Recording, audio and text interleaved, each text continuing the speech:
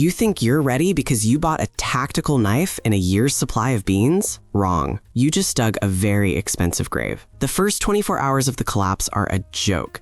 That's just adrenaline. You're high on survival instincts, clutching your rifle, staring at the door. You feel like a hero in a movie. Enjoy that feeling. It vanishes. By hour 48, the silence hits you like a shockwave. No internet, no grid, no sirens.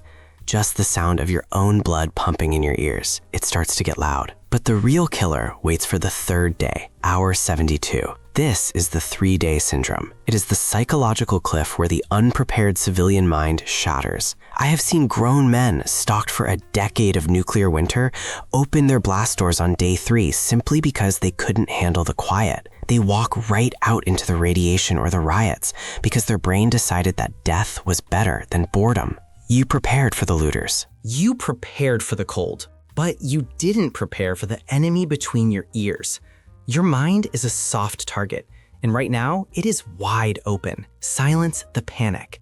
Dissect the chemical failure. Your brain is a junkie. Its drug is external stimulus. In the pre-collapse world, you force-fed it data, social validation, and light. When the bunker door seals, you cut the supply cold turkey. By hour 72, the withdrawal kicks in. This is not poetry. This is hard biology. The adrenaline that carried you through the initial chaos has metabolized.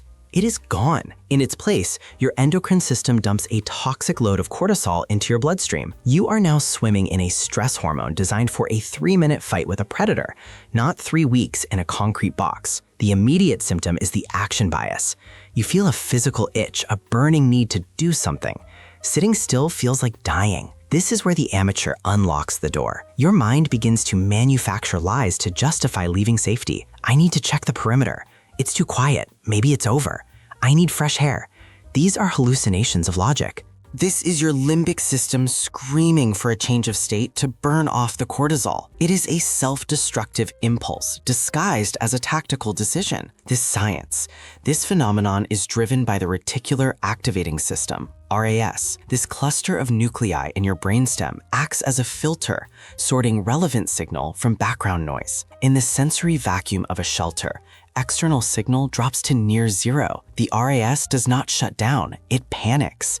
It increases the gain on your neural receptors to maximum sensitivity. It starts amplifying internal thermal noise, the blood in your cochlea, the random firing of visual neurons. Your cortex tries to interpret this static and recognizes it as threats, footsteps, whispers, movement in the shadows. You are not haunted. You are experiencing a hardware loop caused by sensory deprivation. You are not fighting intruders yet. You are fighting biochemical sabotage. If you trust your gut right now, you are dead. Sit down, disengage the lock, diagnose the glitch, stop the mental drift, force the timeline.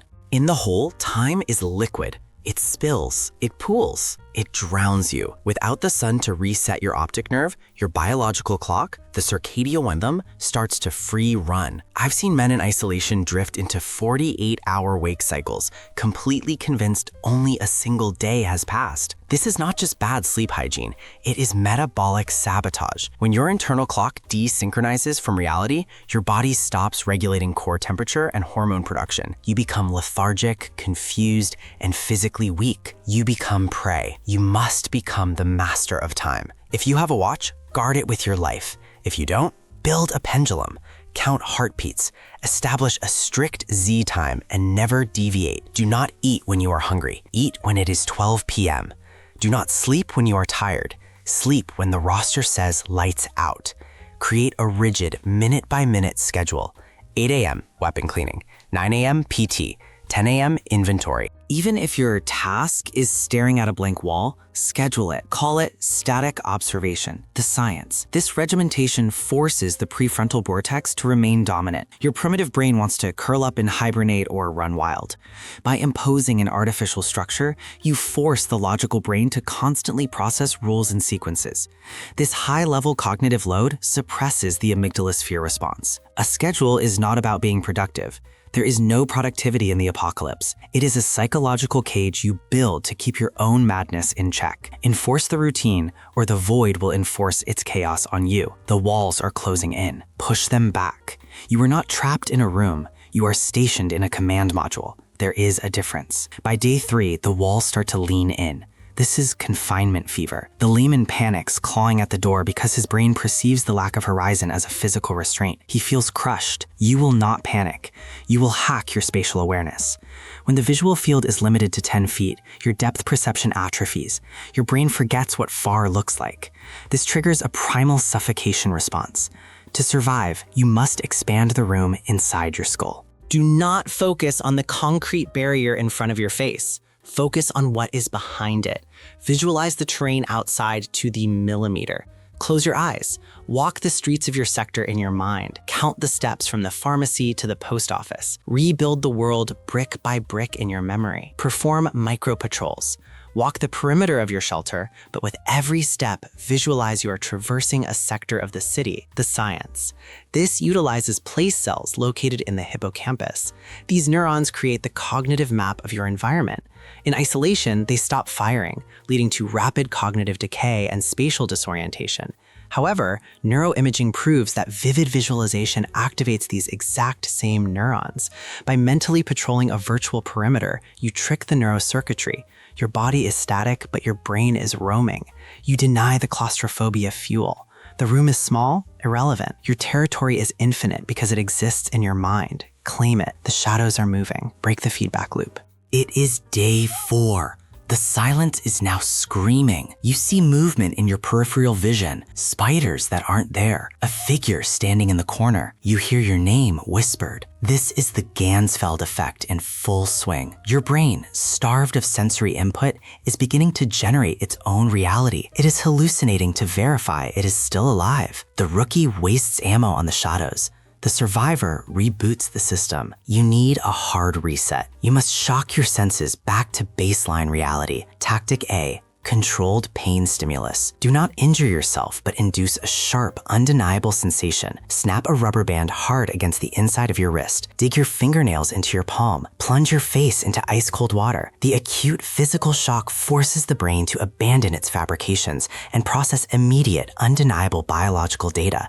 It clears the static instantly. Tactic B, cognitive logic puzzles. Hallucinations are emotional and abstract. They cannot survive cold logic. Do math. Calculate the volume of your room in cubic inches. Recite the alphabet backward. Recall the boiling point of every element you know. Engage the analytical engine, the science. Hallucinations arise when the default mode network, DMN, of the brain becomes hyperactive due to lack of external focus. This network is responsible for daydreaming and introspection. When it runs unchecked, it bleeds into your visual cortex. By inflicting a pain stimulus or forcing a complex calculation, you forcefully deactivate the DMN and reactivate the task-positive network, TPN. You are literally switching the brain's operating mode from dream to task. You are flipping the breaker switch. The ghost in the corner vanishes when you force your brain to calculate the trajectory of the bullet needed to neutralize it. Do not negotiate with the madness. Delete it.